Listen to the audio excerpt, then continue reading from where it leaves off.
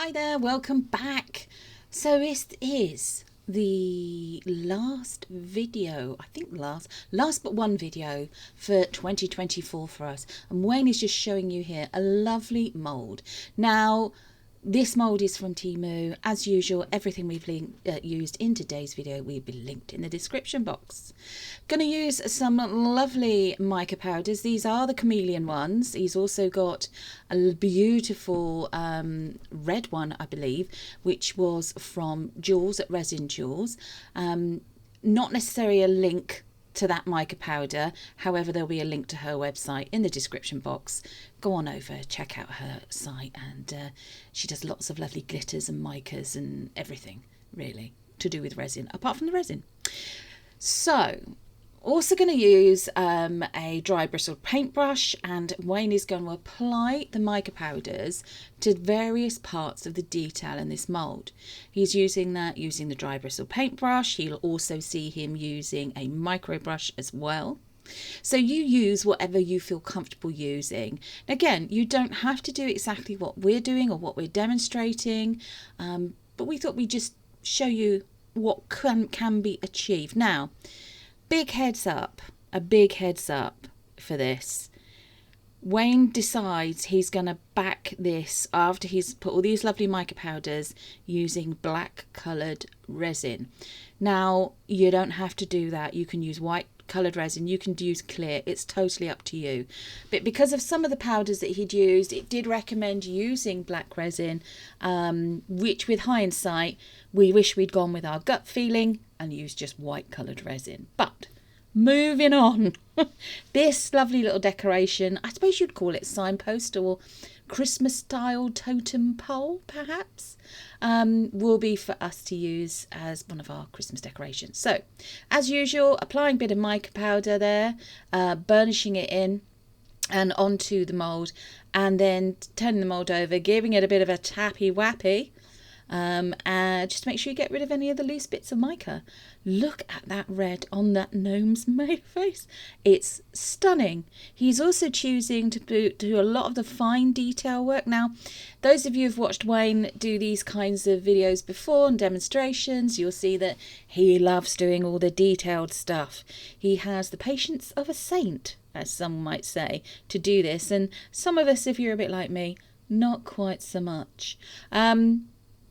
Yeah, just to reiterate what I said in my last video, I think I probably told you that although we will still be using epoxy resin, we are going to feature in our channel a lot more eco resin.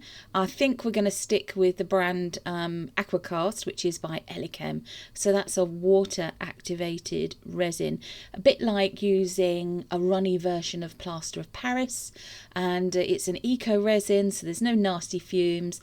I will probably be the person doing most of the demonstrations for that.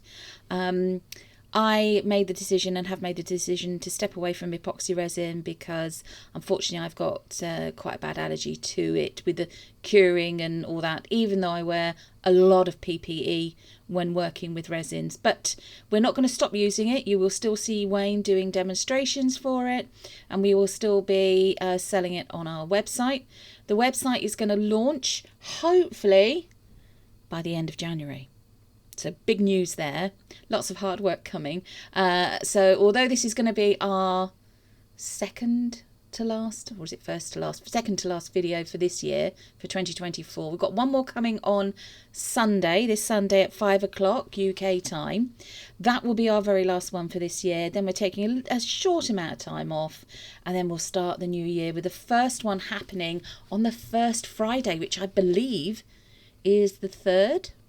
I think it's the 3rd of January, and that will be at the same time as usual, 5 o'clock UK time. Right. And he's using a beautiful shade of pink. Now, it looks very dark pink. It looks like a very deep, heavily pigmented colour in that pot. But when you actually then put it onto you burnish it onto the mould, it comes a lot more pearlised and paler. So if you were doing maybe a nice pair of ballet shoes, maybe you've seen our previous video where I did some rather unique style hanging Christmas ornaments or decorations that you could also use as badges, brooches, maybe even for decoration to napkin rings and so on.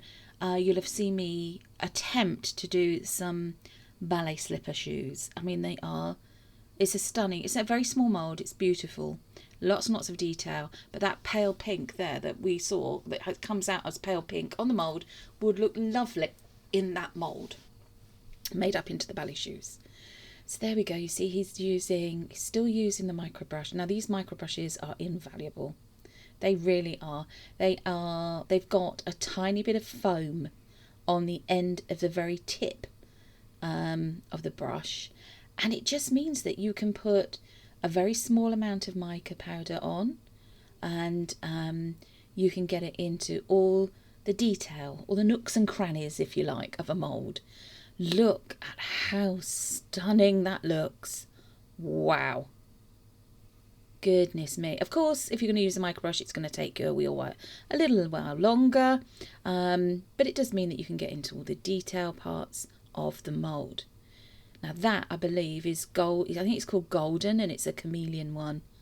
Look at that. It's a bit like, has the effect of doing an old style brass rubbing. So I don't know if you're like me. I mean, I'm of a certain age, and when we were much younger, we used to go to church school on a Sunday, and we'd go maybe down round to one of the local churches or chapels or something like that, if we were lucky, and we'd take along our pieces of paper and our crayons, and you find they used to have brass decoration and things and ornaments and plaques, and we were allowed to put our piece of paper down over the top, and you use your crayon to then sort of shade on the paper carefully over the top of the brass rubbing, and that's literally, it used to create a mirrored image of it.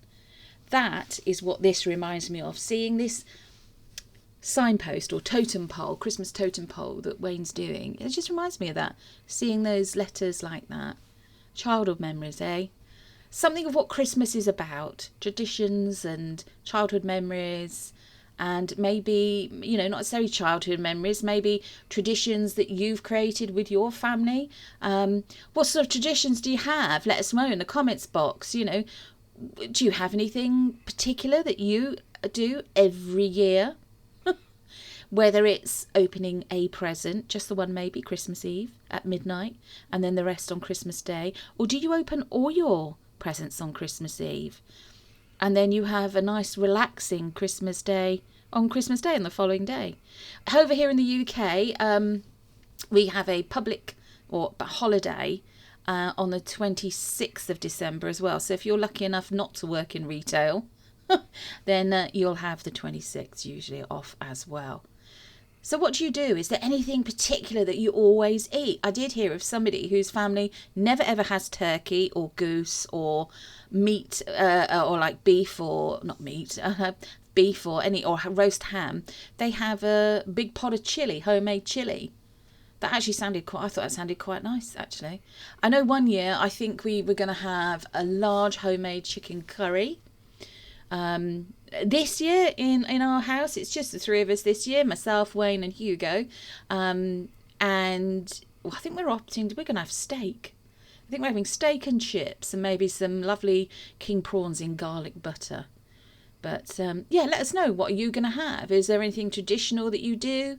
Is it traditional to you in your family or the country that you live in?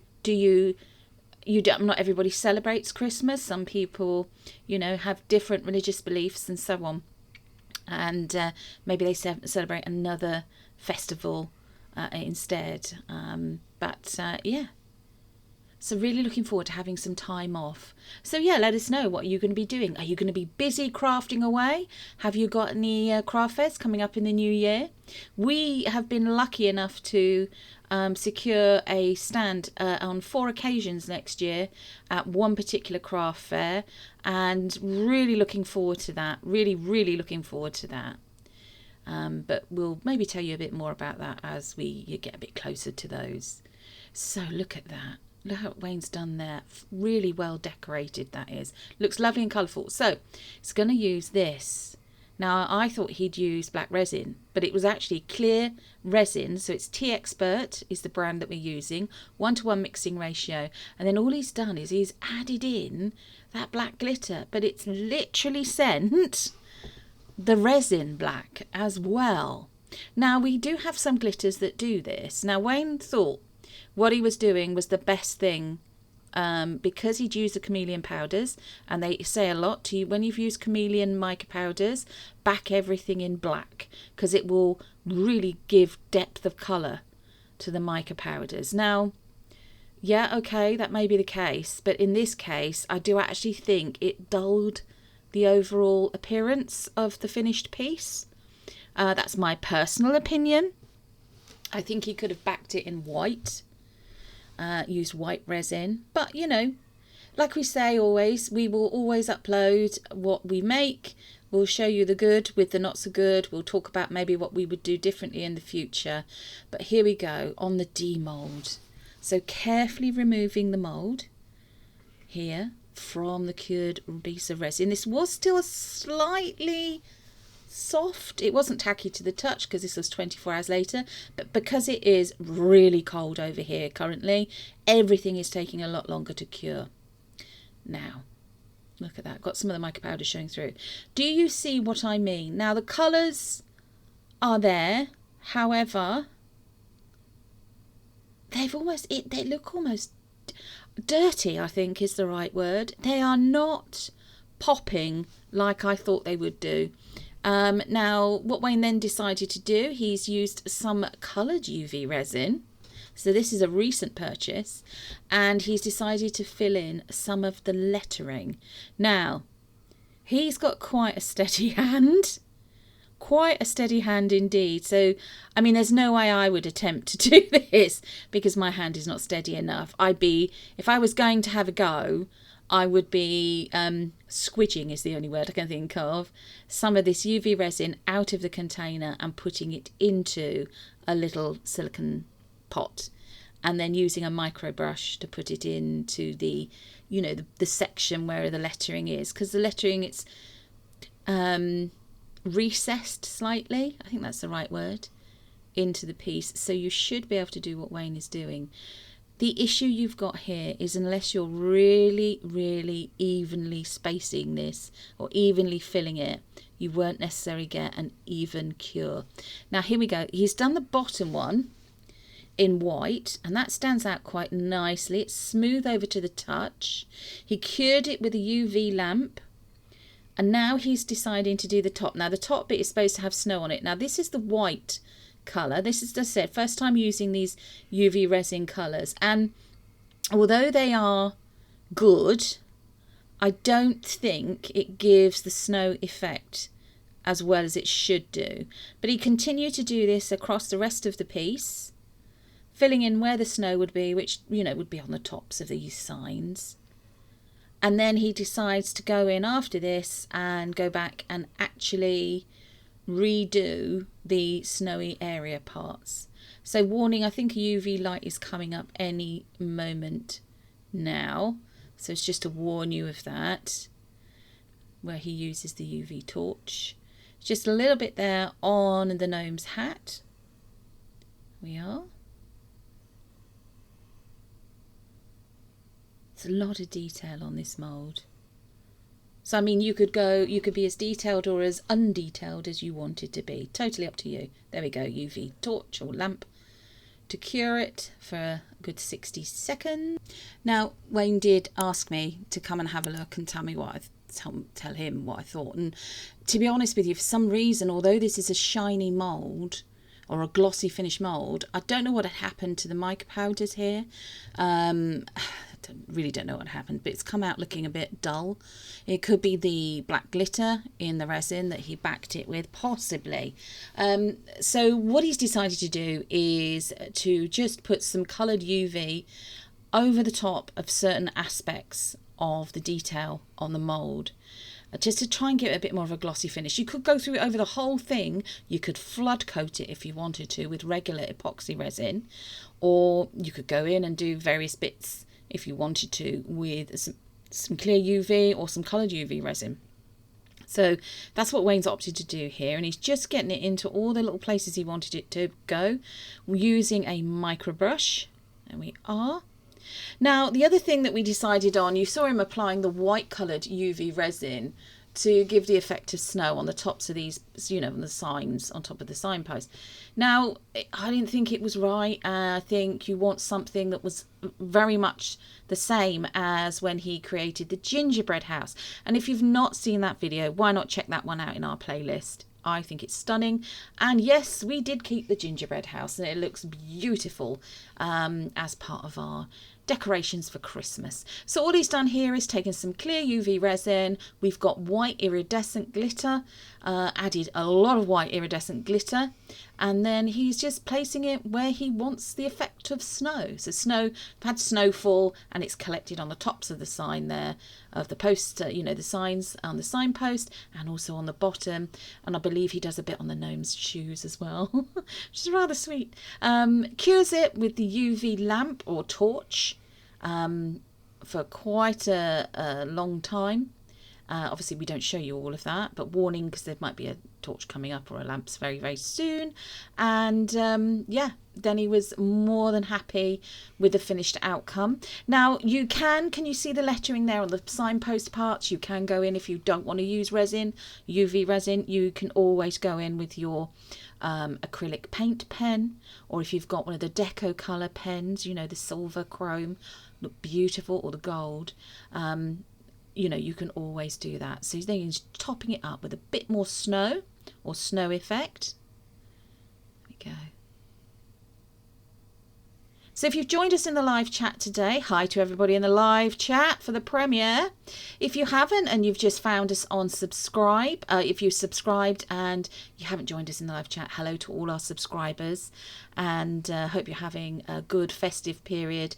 Now, here is the finishing shot. Now, hopefully you'll agree with us. This looks rather cute and sweet. Happy festive creating, everybody. Hope you're going to have a fantastic Christmas. We'll see you again in a couple of days for our final video of 2024. Take care, everyone. Bye-bye.